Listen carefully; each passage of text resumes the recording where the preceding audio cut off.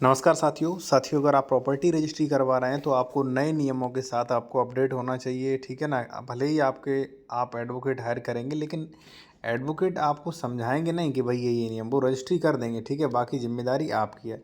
तो इसलिए आपको समझ लेना चाहिए क्या क्या नए अपडेट्स हैं और क्या क्या आपको ध्यान में रखना चाहिए साथियों। ठीक है, और मैं आपसे कहूँगा साथियों, अगर आप कोई भी कानूनी सलाह लेना चाह रहे हैं या कोई भी ज़मीन खरीद चुके हैं या मान लीजिए खरीद रहे हैं, आप डॉक्यूमेंट वेरिफिकेशन करवाना चाह रहे हैं, ज़मीन विवादित तो नहीं है, डबल रजिस्ट्री, अंश से अधिक विक्रय 143 अन्य भी, तो आप चेक करवा सकते हैं। हमारा कॉन्टैक्ट नंबर वीडियो के डिस्क्रिप्शन में मिल जाएगा। सबसे पहले तो कहूँगा साथियों, देखिए कई लोगों का पैसा बर्बाद हो रहा है। यहाँ पे आप देख सकते हैं, ये शपथ पत्र नहीं लगाए तो यहाँ पे जो है निरस्त कर दिया गया।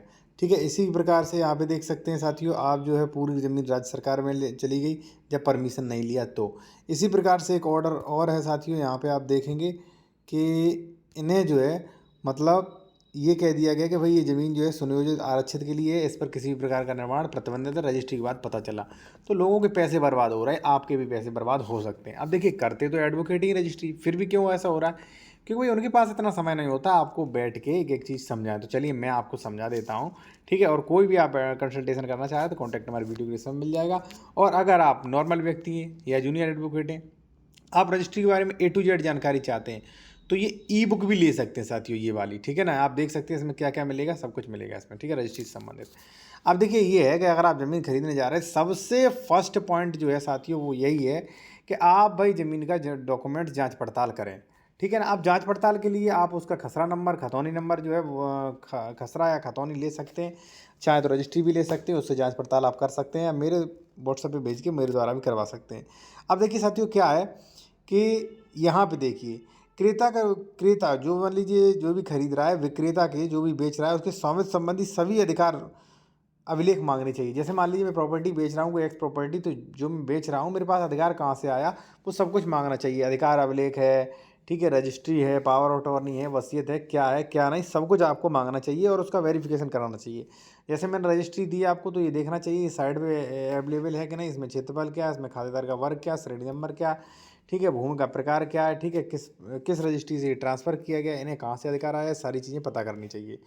सेकंड साथियों ये है कि अगर मान लीजिए उसे न्यायालय द्वारा प्राप्त होगा तो वो कोर्ट का ऑर्डर देखना चाहिए। यहाँ पे आपको ये देखना चाहिए कि अगर मान लीजिए जो भी क्रेता ज़मीन आपको बेच रहा है, तो मौके पर ऐसा तो नहीं क्रेता का कब्जा ना हो, ऐसा तो नहीं है कहीं क्रेता ये ज़मीन जो है दूसरे को registry agreement, sale agreement, rent agreement, lease agreement, या मान लीजिए दान में दे चुका उसके बाद हमें कर रहा है, कहीं डबल रजिस्ट्री तो नहीं, ये भी आप चेक करें।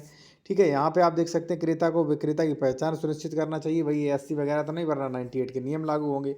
और यहाँ पे आप देख सकते हैं नोट इसमें दिया गया है कि अचल संपत्ति से संबंधित किसी प्रकार की त्रुटि या धोखाधड़ी आपके साथ होती है तो भाई विभाग जिम्मेदार नहीं होगा। तो ये काफ़ी ज़रूरी चीज़ है। ठीक है ना, तो ये इसका स्क्रीनशॉट ले लीजिए, आप ये पढ़ सकते हैं बाद में। ठीक है, अब चलिए आते हैं अपने पॉइंट पे साथियों। यहाँ पे मैं फिर कहूँगा कि अगर आप कोई कानूनी सलाह लेना चाह रहे हैं या डॉक्यूमेंट चेक कराना चाह रहे हैं तो कॉन्टैक्ट नंबर वीडियो के डिस्क्रिप्शन में मिल जाएगा। अब देखिए, जो रजिस्ट्री आपकी होती है, वो प्लॉट की हो या खेती की, शपथ पत्र सारे मेंशन करवाएं, वरना आपका ये फाइल रिजेक्ट हो जाएगा। ठीक है, आप एडवोकेट से कह सकते हैं कि सर जी सारे शपथ पत्र लगाना आप। ठीक है ना, और बाकी मैं कहूँगा धारा 98 का इसमें उल्लंघन नहीं होना चाहिए। ठीक है, ये भी आप देखें। और सबसे ज़रूरी चीज़ है साथियों, ये देखें कि प्लॉट्स वगैरह जो हैं उसका लेआउट पास है कि नहीं। देखिए इसमें अपडेट्स आप 4 मान लीजिए, फर्स्ट, सेकंड, थर्ड, फोर्थ में ऐसे ही बता देता हूँ। पहले रजिस्ट्री जैसे होती थी वैसे होती थी, अब नहीं वैसे होती है। ठीक है ना, डॉक्यूमेंट का वेरिफिकेशन, हम बेच रहे हैं तो उसका पूरा वेरिफिकेशन, कहाँ से हिस्सा आया, कहाँ क्या, कब से भौमिक अधिकार वर्ष, सारे आदेश, सब कुछ चेक करना चाहिए। फिर ऑनलाइन रजिस्ट्री करवाना चाहिए, और जो भी मान लीजिए मैंने स्वामित्व प्रमाण पत्र दिया है वो भी हमसे ले लेना चाहिए।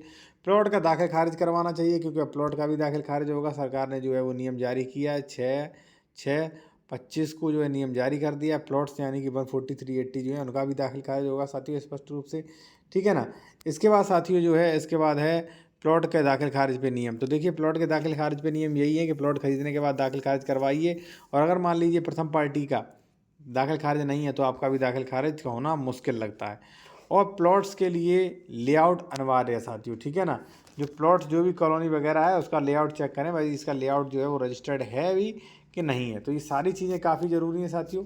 ठीक है, बाकी अगर आप कोई कानूनी सलाह लेना चाह रहे हैं तो ले सकते हैं, कॉन्टैक्ट नंबर वीडियो के डिस्क्रिप्शन में मिल।